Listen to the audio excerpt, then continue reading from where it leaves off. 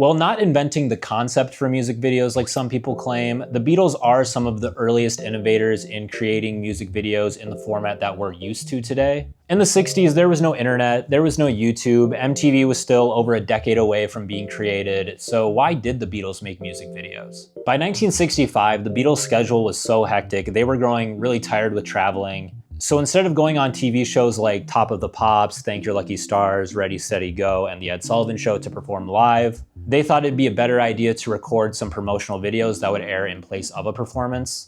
At the time, these videos were referred to as promotional videos, but they're basically what we know now as music videos. A lot of the earlier Beatles music videos were kind of basic in concept, but as their music started evolving and becoming more experimental, so did their videos, with the 1966 videos for Rain and Paperback Writer often being cited as the first modern example of music videos as we know them today. We are already getting way ahead of ourselves because in this video, we're going to be talking about the world of Beatles music videos.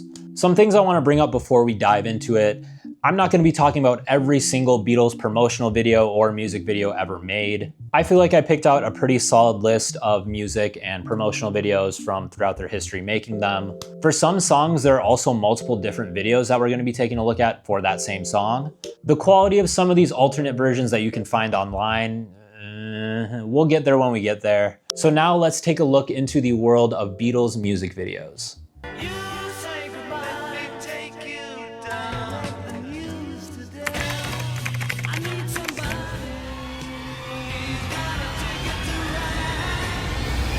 The Beatles.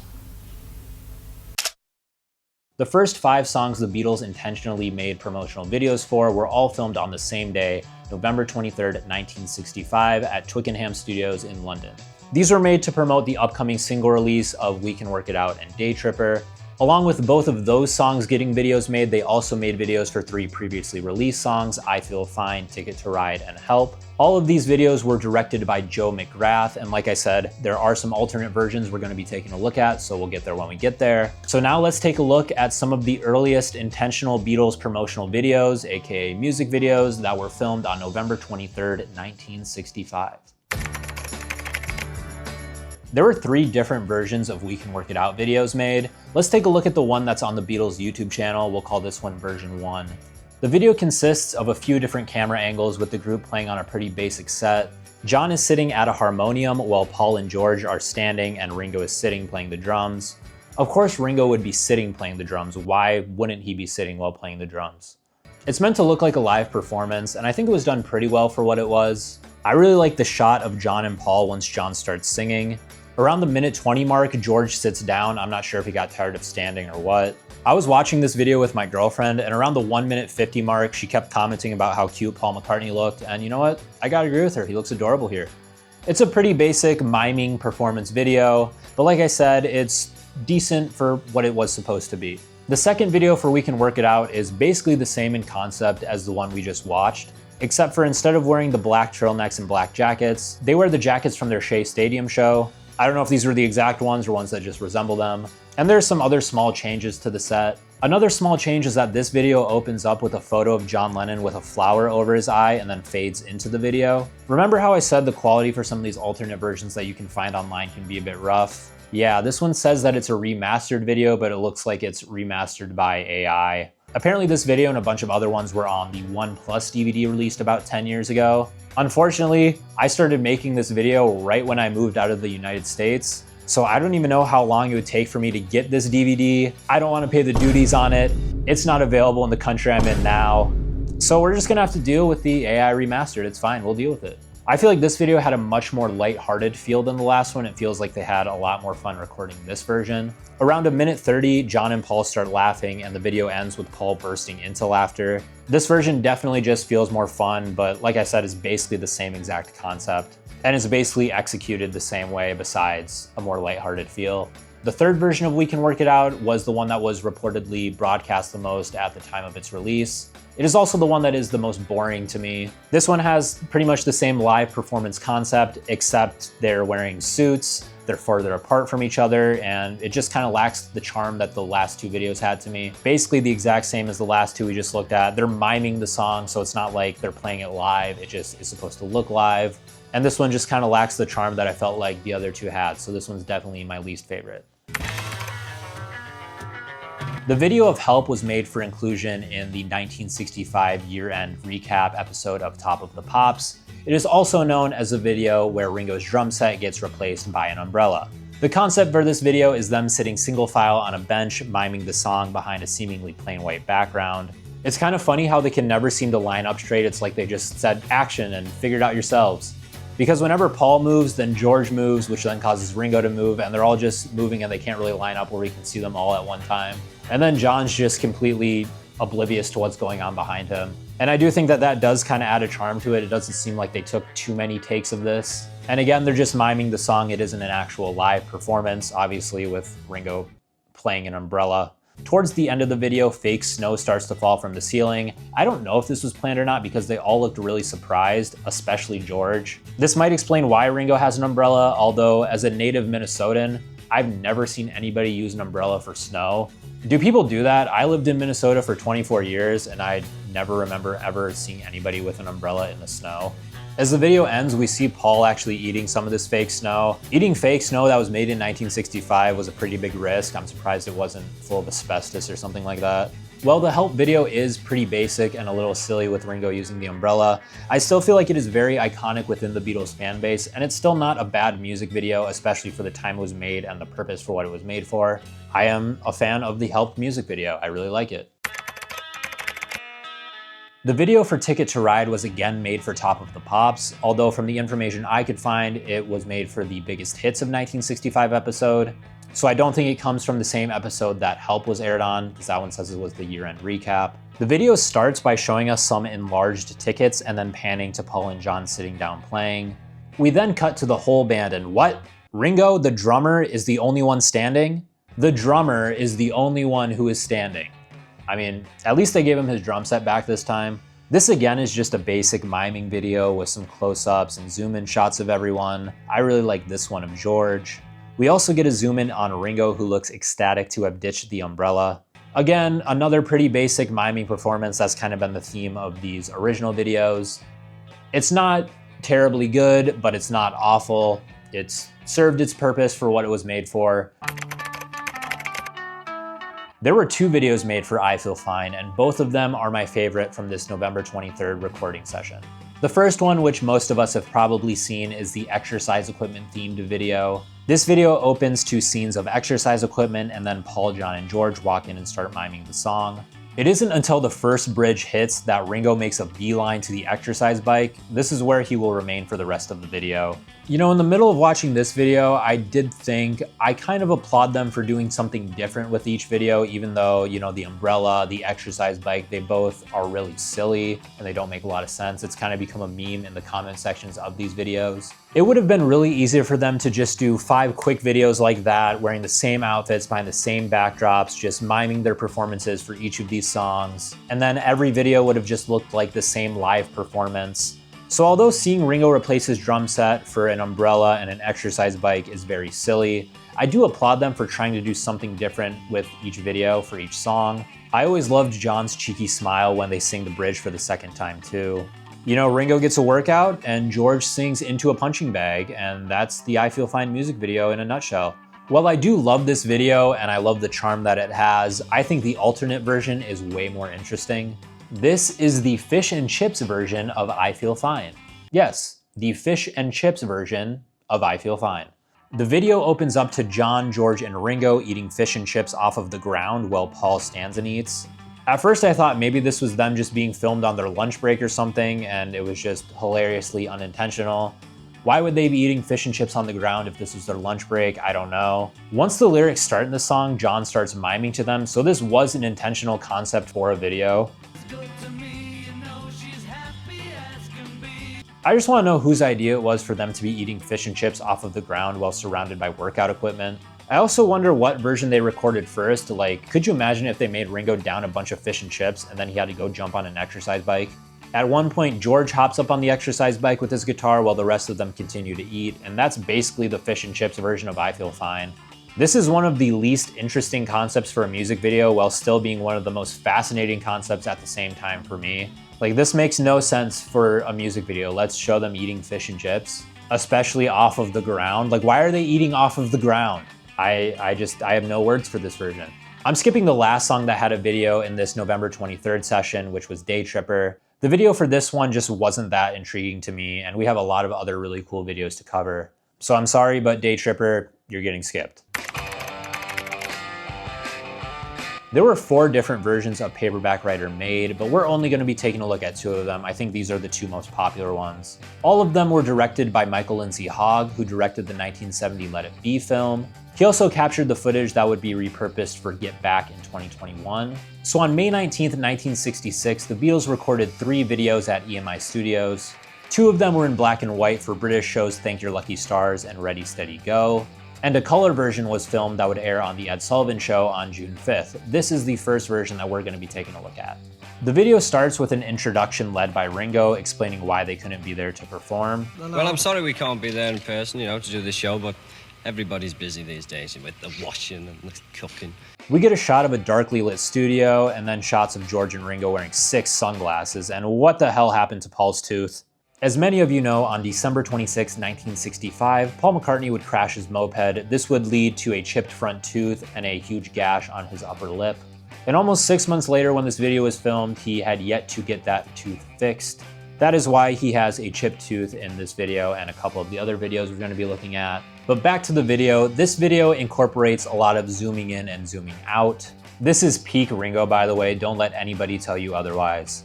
All of them look so cool with these sunglasses, and again, this is supposed to give the vibe of a live performance. But overall, they all look super cool, the glasses are super sick, and I think this video gets the job done for the Ed Sullivan Show. The next day, on May 20th, 1966, a second color version was filmed at Chiswick House in London. This is probably the version you've seen, and it's the one that often gets cited as one of the first examples of a modern music video. Although being filmed in color, this video aired for the first time in black and white on the June 2nd episode of Top of the Pops. Makes sense. I don't think a lot of people had color sets in 1966.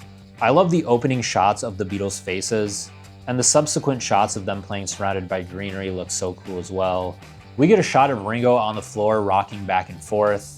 I bet he's disappointed because they took his drum set away again, or maybe he's upset because they're making him sit on the floor again, but without fish and chips this time. I love the shot of them in their sunglasses. This video is just filled with so many cool visuals. The shot where John leans back and then it focuses on George is really sweet. I really do just love the location of this video. It looks so beautiful and warm on color film. Even though the video was broadcast in black and white, if you saw this when it first aired, you probably had to think that this was cool as hell. And if somehow you were able to see it in color in 1966, I guarantee you thought this was super cool as well. I really do just love all the different visuals in this video. I think that it just looks beautiful all together, so rich, so full of color. That's something that I feel like I'm gonna keep repeating throughout this video when it comes to these Beatles music and promotional videos. And I'm already feeling influenced to pick up a pair of sunglasses like theirs in this video. I feel like if I was a teenager or a young adult like I am right now in 1966, I definitely would be looking into that. So this video is super awesome visually, and I definitely just want to buy a pair of sunglasses like them. There were 3 different videos made for Rain.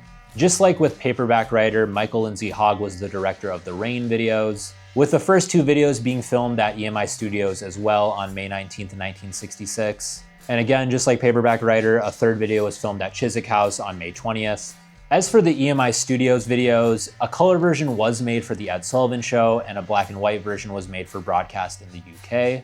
This time we're going to be taking a look at the black and white version, as that's the one that is on the official Beatles YouTube channel. And I'm going to be honest, this video for Rain is probably my least favorite out of all of the videos we've looked at so far. It's again just a basic miming performance of the song, which I don't have a problem with. There's just something about this video that doesn't click for me.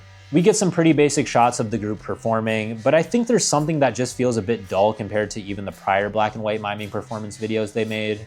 It could just be that I'm not the biggest fan of this song. It isn't like bad or anything, I just don't really think it's that good either. I know I'm probably gonna get some hate for that, I'm sorry. The song is just okay to me. It's just like, whatever, it's okay. The video isn't so bad that it's unwatchable. It's just, there's not really that many cool shots. The song isn't one of my favorites. It's just whatever to me. Now, on the other hand, the alternate video made for Rain is absolutely amazing. Like we said, this video was filmed at Chiswick House the same day the Paperback Writer video was filmed there. This video has the same feel as the Paperback Writer video, but they are still different. Although they're wearing the same clothes and it's shot at the same place, I feel like they tried to make two different videos. I feel like they utilized the space they had really well. This video has a lot of really cool shots. It starts with Ringo walking towards us. I like the shot of them walking while it looks like the person filming it is hiding inside of a bush. We keep cutting back to Ringo walking, pretty badass. This shot of George is pretty cool. Even though these Chiswick House videos for Paperback Writer and Rain don't really have a narrative to them, they're just really cool shots, they're still pretty compelling to me. The color version of Rain is 100% better than the black and white version. These are the two videos that are cited as one of the first modern examples of music videos. I feel like they really took the concept of making a video for a song and just created a whole new way to do it. The alternate Rain and Paperback Writer videos are amazing. I love both of them visually. Before we get into our next song and video, there is something that happened in August of 1966 that would affect the way that these music videos were made. In August of 1966, the UK Musicians Union enforced a strict ban on lip syncing and miming on television. This impacted shows like Top of the Pops and ultimately led to the cancellation of Ready, Steady, Go. The ban forced artists to play live and later allowed them to use specially recorded backing tracks recorded for that performance. Obviously, this was done with the intention to get more musicians live playing opportunities. But this really did affect the way that music videos could be made because all of the videos that we just watched pretty much you couldn't do on UK TV anymore. Obviously, going to TV studios to play these songs live wasn't something the Beatles wanted to do. They just stopped touring the same month this ban was enforced, August of 1966. Also, due to them being done touring, the Beatles started to get more experimental in their sound. So having to find a way to play these songs live, especially the ones that had an orchestra or ones that had, some experimental sounds to them, probably would have been a pain in the ass.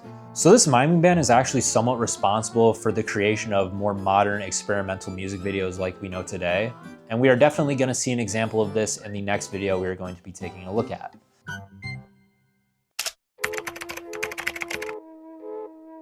The video for Strawberry Fields Forever was filmed on January 30th and 31st, 1967 at Knoll Park in Sevenoaks, Kent. The director of this video was Peter Goldman, and the producer of this video was Tony Bramwell. Tony Bramwell worked for the Beatles and Brian Epstein's companies. He did various stuff for them, as well as being a childhood friend of George and Paul. Bramwell said that it took him 2 days to dress up the tree shown in the video to resemble a piano and harp combined with strings. This video was also the first look at the Beatles' new image that highly contrasted the youthful mop-top image that they were most prominently associated with. This is also the real first time that John Lennon wore the round glasses he'd become kind of synonymous with as a member of the Beatles. Starting off 1967 with a completely new image, completely new sound, let's get into the Strawberry Fields Forever video. Where do I start? I truly love this video so much. It has such a rich, warm feeling to me, probably due to it being shot on 35mm color film. The use of reverse in the beginning is super cool, as well as the use of it to make it look like Paul jumped into the tree is super sweet as well. This video is just so creative, like when Paul turns a knob and the sky becomes dark, that's just crazy cool. This video also has so many cool shots of the Beatles' faces, and they really do feel like a completely different set of people compared to the ones that we've seen in the rest of the videos so far. When it zooms in on John's eyes and then fades into Ringo's eyes and zooms out, I thought that was really sweet. Again, this video does kind of have a story, but not really. I feel like you kind of have to interpret it yourself. I feel like some of the most iconic shots of the Beatles come from this video. There are also a lot of memes that were made from this video. This video is just crazy visuals and I love it. I'm here for it. When they're pouring the paint on the piano, all of the colors are just so crisp. The paint, Paul's shirt, Ringo's pants, George's shirt, every color is just so rich and crisp. They just use so many different techniques in this video, and it really feels like there's always something going on. There's never not anything to look at. And again, this video really makes no sense, but in the best possible way. I think that if this video came out in 2026, it would stand out and be unique. For it to come out nearly 60 years ago is just crazy to me. And this may be the Beatles at their absolute coolest visually for me. I love all of their outfits and all of their aesthetics. Something super sweet about this video is that it feels like every shot was done intentionally, but it comes across like it was done unintentionally in a super cool way. I don't know if that makes sense. It's like everything was done super intentionally, but it looks like it wasn't. It looks like it was just madness. If you saw this video when it came out, I can almost guarantee this is one of the coolest things you saw up to that point, especially in the music world. I guarantee you never saw anything like this before. And I feel like this video definitely had to have inspired a lot of filmmakers to get into making music videos. And that led to us getting the world of music videos that we know today. I just feel like this video is so iconic. It has the Beatles in one of my favorite aesthetic times for them ever. Every color in this video just pops off of the screen in such an amazing, beautiful way. I just think this video is so awesome. I really can't put into words how much I love this video. Also directed by Peter Goldman and produced by Tony Bramwell, the Penny Lane video was predominantly shot on February 5th, 1967, with some additional scenes being filmed on February 7th. This video does feature footage of Liverpool, such as the number 46 bus to Penny Lane, the shelter on the roundabout, and the fireman riding a white horse. But the scenes of the Beatles in the street were instead filmed in and around Angel Lane in Stratford. The scenes of only John walking were filmed along King's Road in Chelsea. They also went back to Knoll Park in Sevenoaks to film a few additional scenes. We open with a shot of John Lennon walking among a crowd of people. This era is probably my favorite look for John Lennon as well. We see the number 46 bus, and John catches up with the rest of the group, where Paul gives him yet another pair of 6 sunglasses. Again, there's just something about the way these videos were filmed using 35mm color film that just makes them feel so rich, warm, and real to me. I just absolutely love the look of these videos. We get some back and forth of John walking, the bus, and the Beatles riding white horses. I really like the shot of the fireman on the white horse as well. I love seeing the streets and the cars and the city. I'm just kind of fascinated by scenes of everyday life from all points of human history, but like really this time period, I really love seeing scenes of, people walking, cities, cars. So these clips are really cool to me. The shot panning all 4 of their faces from Ringo to John is super iconic. They keep riding the horses and go past their instruments until finally they get to a table in the middle of nowhere. I'm not sure what they're drinking here, but I don't think it's tea. This is really fast, but I think it's really cool. There's this shot of John where it looks like a clip of a man walking is projected onto his face. Like, it's so quick, like blink and you'll miss it, but I think this shot's really cool. I wish there was a little more of that. 3 men dressed in Renaissance-era suits and wigs walk in and hand George and Paul their instruments. The man holding the instruments is Tony Bramwell, the producer of this video. The other man in this shot is Mal Evans, the Beatles' longtime personal assistant and road manager. You'll probably remember him if you saw Get Back. John must have been pissed that he didn't get his guitar because he just stands up and throws the table. We get a few more shots of the group, and the video ends the same way it started, with John walking. Again, this was filmed about a week after the Strawberry Fields Forever video was filmed, so this is still my favorite era visually for each Beatle. Something I'm curious if anybody else that's either around my age or maybe a little bit older can relate to is a feeling of nostalgia coming from these videos despite them being filmed about 34 years before I was born. I looked up if this was a thing, like having nostalgia for a time that you never experienced, and apparently there's a word that exactly describes that. Apparently it's called anamoya. Anamoya, which was a term coined by author John Koenig that refers to nostalgia for a time or place that one has never experienced. I'm not trying to say I was like born in the wrong generation or anything, because I think that's a little cringe. But I genuinely feel like whenever I see footage, especially from like the late 60s, early 70s, I just feel like I have like nostalgia for this time, even though I never experienced it. Like, I feel like I want to go back to this time, but I was never there to begin with. I wonder, like, anybody else that's, I'm 24, around my age, maybe a little bit older, never experienced these times. When you watch these videos, do they kind of give you that like warm feeling inside, like you've been there before? It's a very strange feeling, so please, I am very curious if anybody else has this. But my final thoughts on Penny Lane, I mostly love all of the scenes in this video. They're so rich with color. It's just an absolutely beautiful song, and the video is so cool visually. It really represents them in one of my favorite time periods for the Beatles. The video for A Day in the Life was filmed on February 10th, 1967 between 8 p.m. and 1 a.m. So I guess technically it would go to February 11th too. It was filmed at Abbey Road's One studio in London, and according to the Beatles website, the director for this video was the Beatles. The footage for this video was captured during the orchestra recording session. Now, there is a little controversy surrounding this song and the accompanying video. On May 20th, 1967, during the BBC Light program's preview of the Sgt. Pepper's album, disc jockey Kenny Everett was prevented from playing A Day in the Life. The BBC announced that they would not be broadcasting the song due to the lyrics "I'd love to turn you on," which, according to them, advocated for drug use. Given the BBC's ban on the song, the video would not be shown in the UK at the time of its release as well. The video opens up with some visuals and orchestra members, and then the first person we really see is Mick Jagger.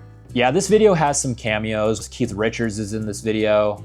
I feel like this video in particular would be really hard to do a complete play-by-play of. Complete play-by-play, that's very hard to say.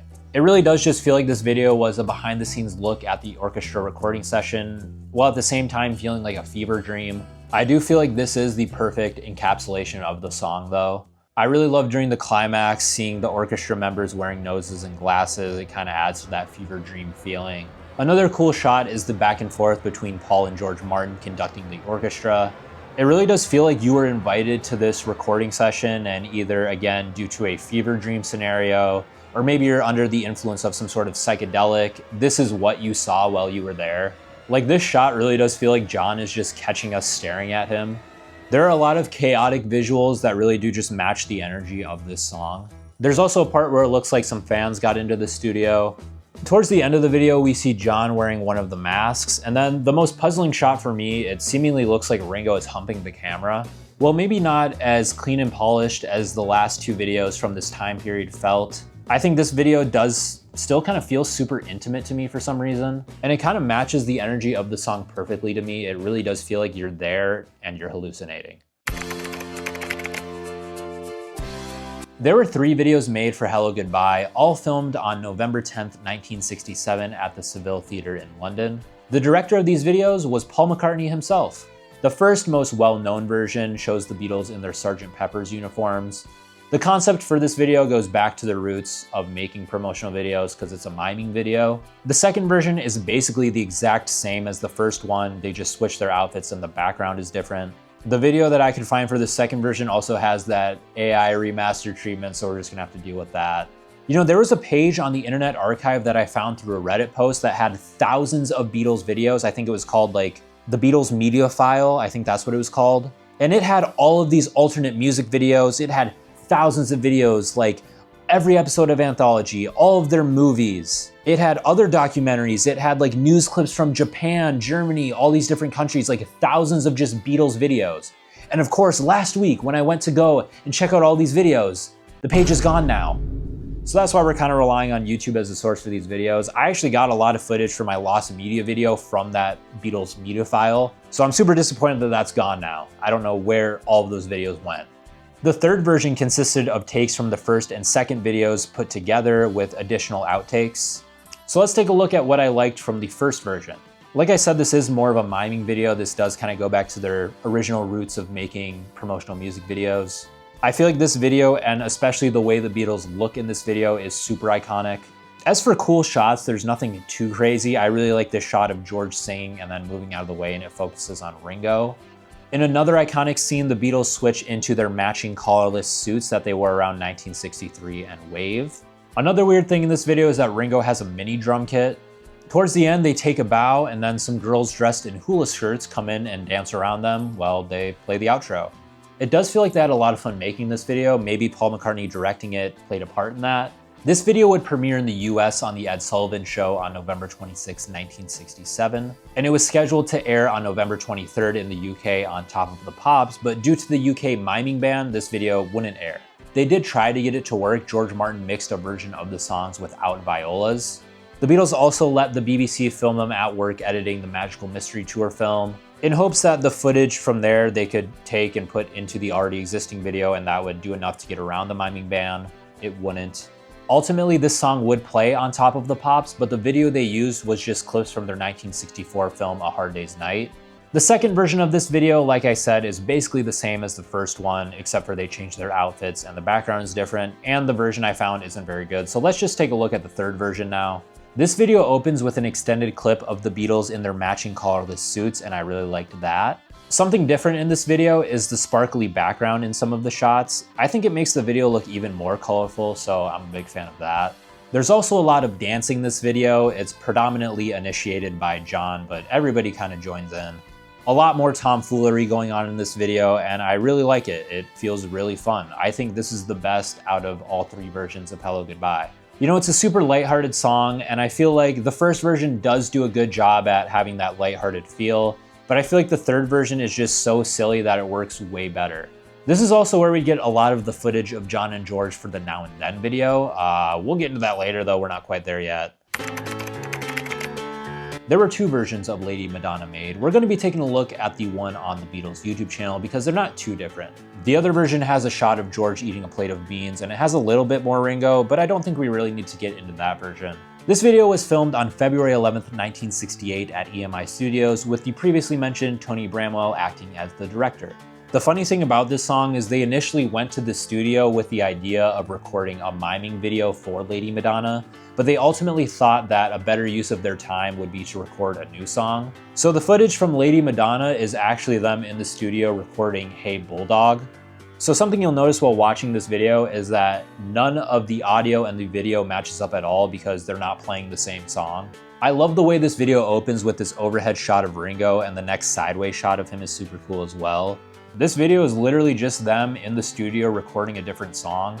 I feel like Tony Bramwell did a good job getting some fun angles and working with what he had, especially because he went to the studio expecting to film a miming video. Some of the shots have a kaleidoscope effect put on them. I think that adds a little bit more. And maybe all these cool angles and kaleidoscope effects were used to try and kind of mask the fact that they're not actually playing Lady Madonna. Paul busts out this little dance move. I gotta learn how to do that. You know, this video is nothing crazy in terms of concept, but I think it does give us a cool look into the Beatles recording a song in the studio. It kind of does have a similar vibe to the A Day in the Life video to me, not exactly the same. I will say John with the chops is one of my least favorite looks for him. The last shot shows Paul walking out of the studio, and I just want to say I absolutely love the aesthetic of the studio. I just want to hang out there. This video isn't like the greatest thing you'll ever see, but I feel like Tony Bramwell did do a pretty good job with what he had to work with. You know, anytime you can see the Beatles in the studio, you know, where the magic happens, I think it's really cool. And again, being able to see them in another era, you know, different looks, I feel like that is really interesting as well. There were two versions of Revolution filmed with only lighting differences and other really little minor changes. They were filmed on September 4th, 1968 at Twickenham Studios in London, once again with Michael Lindsay Hogg returning to direct. Michael Lindsay Hogg recalled that John Lennon didn't look too good when he showed up to film this video. He said that John refused any stage makeup, with his reasoning being, quote, "because I'm John Lennon." For the video, the Beatles sang the vocals live with a pre-recorded instrumental track from their single version.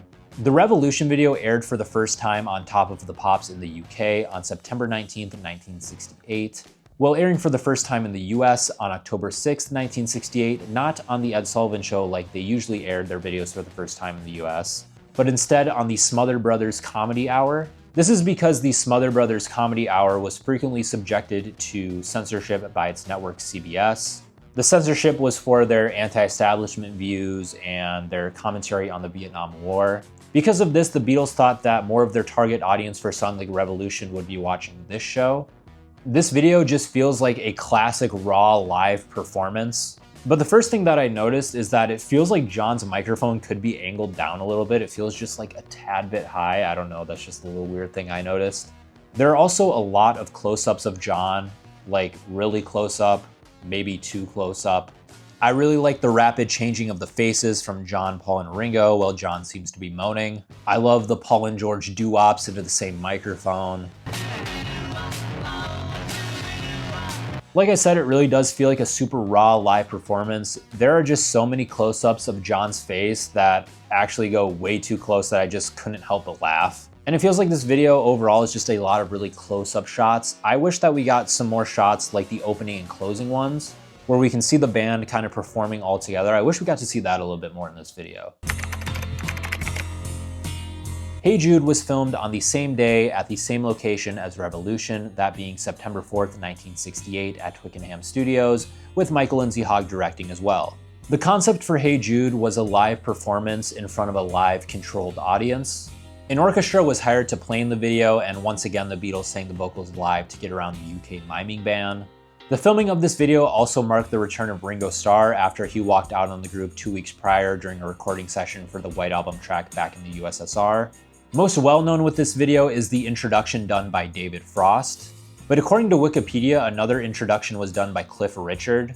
I couldn't find any version of this introduction anywhere. I couldn't even find proof that it exists other than it being there on the Wikipedia entry. I'm not saying that it doesn't exist, I just couldn't find anything of Cliff Richard introducing Hey Jude. I did find a video on YouTube that had 3 different takes of David Frost's introduction and had a couple other takes of them playing Hey Jude. We're just gonna focus on the video that's on the official Beatles YouTube channel. Hey Jude first aired in the UK on Frost on Sunday on September 8th, 1968, and it aired for the first time in the US on the Smother Brothers Comedy Hour on October 6th, 1968. This is the first Beatles music video that I can remember watching. And since again, it is a live performance style video, we are going to be talking about the video. But more than any other video we've looked at so far, I really want to get into my personal connection and feelings to Hey Jude and the video that accompanies it. This was my first favorite Beatles song, and I feel like I really did just memorize every part of this video. From them jamming out in the introduction, I feel like I always sing Hey Jude with Paul before the song starts. When the song starts, we get a shot of McCartney singing right to us. It feels super intimate. We go back and forth between him and the band, but it's prominently McCartney. You know, we're just watching the Beatles do their thing, playing live. Of course, the backing track was recorded. Only the vocals were done live, but who would know? It's just super cool again to see them in a whole new era playing together. The video kind of stays the same until shortly after the 4-minute mark, when the na-na-na-nas start and a crowd of people from all walks of life, be it age, race, or gender, gather around the Beatles and sing with them. Again, it's super iconic and notable and memorable for a whole generation of people, not just Beatles fans. I feel like this scene is very iconic in 60s pop culture. This guy kind of resembles me in high school a little bit, although it seems like he has a lot more aura than I did back then. This guy is having the absolute time of his life. Like I said, I do feel like I have a very deep emotional connection to the song Hey Jude and this video. This video was my first exposure to the Beatles. The Ed Sullivan Show performance of I Wanna Hold Your Hand and then this video of Hey Jude were the first 2 Beatles things that I ever listened to consciously. I was around 12 years old when I watched this video for the first time. I guarantee I probably heard some Beatles songs unintentionally or unconsciously before that. But my parents never listened to the Beatles, so I don't remember them ever playing them because they didn't. So this was like the second Beatles song I ever listened to. I remember I would watch this video on my iPod Touch during class in middle school. And I think this video proves to me that in order to have a very iconic or influential music video, you don't have to have this crazy concept with a bunch of crazy shots. Sometimes you can create something truly beautiful just by bringing people together. And I feel like not only the song Hey Jude, but also this video for Hey Jude just holds such a special place in my heart. Seeing this video on YouTube for the first time as a 12-year-old really just opened my eyes to the world of the Beatles. The video for Something was directed by Neil Aspinall. We talked a little bit about Neil Aspinall in my Beatles Lost Media video. He did a plethora of things for the Beatles, ultimately becoming the chief executive for Apple Corps. Something was shot in October of 1969, shortly after John Lennon let the rest of the members know that he was leaving the Beatles. I think it's fair to say the Beatles probably weren't on the best of terms in October of 1968, which led to all of the scenes of each Beatle being filmed separately with their significant others, Pattie Boyd, Linda McCartney, Yoko Ono, and Maureen Starkey. First off, I really love the grainy look of this video. It adds a layer of authenticity that makes it feel like an old home video. The first couple we see is Pattie and George. I love this shot of George looking at Pattie. John and Yoko are wearing matching black outfits with capes. That's pretty sweet. I feel like there's a raw emotion and energy that you can feel from this video. I know I just said like an old home video, that's the feeling of this. It really just does feel raw and real to me. Whenever I think of this video, the first thing I picture is Ringo riding the crotch rocket. The shot of all of their faces after the I Don't Know has really stayed with me as well. I feel like when I listen to this song, I picture that scene in my head. John and Yoko walking down the stairs looks cool as hell. How can you not smile seeing Paul and Linda running with their dog? Like, this is a beautiful scene. How can this not warm your heart? George just looks so cool here. To me, he exudes a lot of confidence in this video. The way that all of this footage is put together with this specific song, to me, it just really creates a beautiful piece of art. This video is just one of my favorite Beatles music videos. I think you can really feel the love and emotion, especially from Paul and Linda. All of their scenes just feel super raw and authentic in a very comfortable setting for them. To the best of my knowledge, this wasn't a big production. It's not like they had a giant camera crew. makeup, everything like that. So I feel like everybody was allowed to act super authentic with their significant others. To me, this was them in a very personal and intimate scenario, and I feel like that can really be felt through the charm of this video. If you're able to listen to something while watching the video and you don't feel anything, I think you are incapable of feeling emotions. No matter how many times I listen to the song or I watch the video, no pun intended, I always feel something. The last video we are going to be taking a look at is the one made for the last Beatles song, Now and Then. This was directed by Peter Jackson, who also directed Get Back, is filled with all sorts of footage from all throughout the Beatles' history. Some of the new footage included a newly discovered at that time video clip of the Beatles from 1962 that was provided by Pete Best. Peter Jackson was given around 14 hours of footage from the anthology session from Apple Corps. Home video footage of John and George was provided by their estates, as well as, like we said earlier, the use of some of the outtakes of Hello Goodbye. All of this was paired with footage of Paul and Ringo recording this song in 2023, and then a bunch of other existing Beatles footage. The video premiered on November 3rd, 2023, which was a day after the song was released. The video opens up with instruments being tuned and tapes being loaded, taken from the anthology sessions and modern day. We see George from the 90s before seeing John Lennon staring into a sunset where the young Beatles appeared. Right when Paul McCartney starts singing in the song, he appears next to John and is kind of looking at him. This is such a cool visual, and it really does set the tone for where this video might go emotionally. We see modern Ringo drumming and a few clips taken from a bunch of various different times of all four Beatles. I do like this back and forth between John and George and old Paul and old Ringo. It gives me a very bittersweet feeling.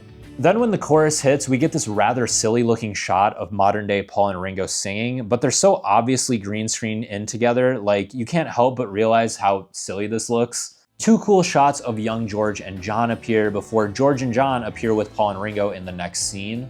I remember seeing some people online specifically commenting about how weird and out of place these scenes were, especially with how this video really seemed to be leaning into that emotional space. These shots with John, George, and then modern day Paul and Ringo looked kind of silly. And I remember the first time that I watched this video, I did think that it looked kind of silly and out of place, like it kind of takes you off guard because it does look funny seeing modern day Paul and Ringo green screened in together next to 1967 John and George. Although I feel like throughout the years it's kind of grown on me and I do kind of get this like bittersweet feeling from this visual now. I think this scene of old Paul and Ringo mixed with John and George from the Hello Goodbye video looks way better.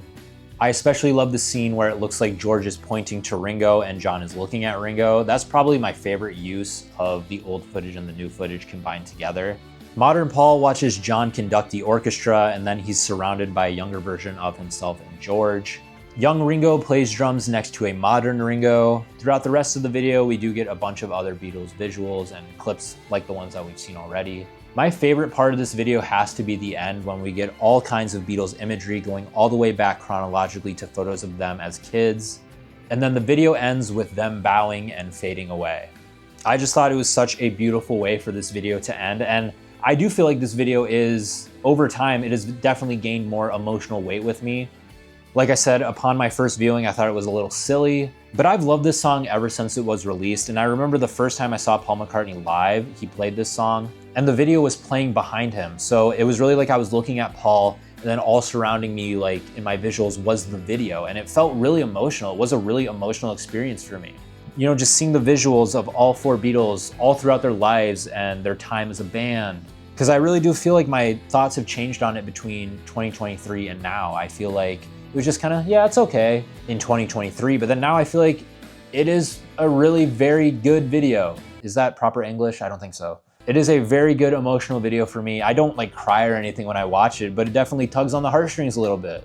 The thing that I thought too in regards with this video being a little silly is that I think it's like 100% on brand for the Beatles to add some silliness to a song that kind of has the emotional weight that Now and Then does for a lot of the fan base. Like, it wouldn't be on brand for them to just make a 100% serious video. Them being silly in kind of a serious moment is on brand for them. And you know, Now and Then is a song that I feel like I do have a bigger emotional connection to. I wasn't alive during the original anthology sessions. This was the first and only real new Beatles song that was released in my lifetime. I remember being super excited for this song to come out and the video to come out. It really did live up to my expectations. I absolutely love this song. It's one of my favorite Beatles songs. I'm not saying it's one of their greatest songs. It's one of my personal favorites. And I feel like a lot of that has to do with me being able to experience a Beatles song coming out for the very first time. I feel like at the time this song was released, the fan base's initial reaction was like very positive, but I'm not sure how other people feel because, you know, there is that like shiny new toy feeling when you get a new song. I absolutely love Now and Then, so let me know what you think of Now and Then a couple years removed from its release. Back to the music video for Now and Then though, I got a little carried away. I really do think that this is a beautiful, amazing video. I know I've said that for so many videos. I feel like I can't separate my experience from my enjoyment with this video. Not only being able to experience it as a new Beatles release in 2023, but then in 2024 when I saw Paul live and saw him play this song and saw the video behind him, it just totally gave me a whole new lease on not only this song, but the video as well. And I'd be really curious to hear if anybody else that has seen Paul play this song live kind of feels the same way that I do. I thought to end this video, we do a quick lightning round ranking of all the music videos based solely upon just the music video, not the song, just the video. Also, to make things easier, no alternate versions, just the music video that's off of the Beatles YouTube channel. And I feel like I'm gonna give little to no context to my rankings. You can fight with me in the comments. Number 15, I have the Black and White Rain. Then I have Lady Madonna. Then I have Ticket to Ride. Then I have We Can Work It Out. Then Help. Then I Feel Fine.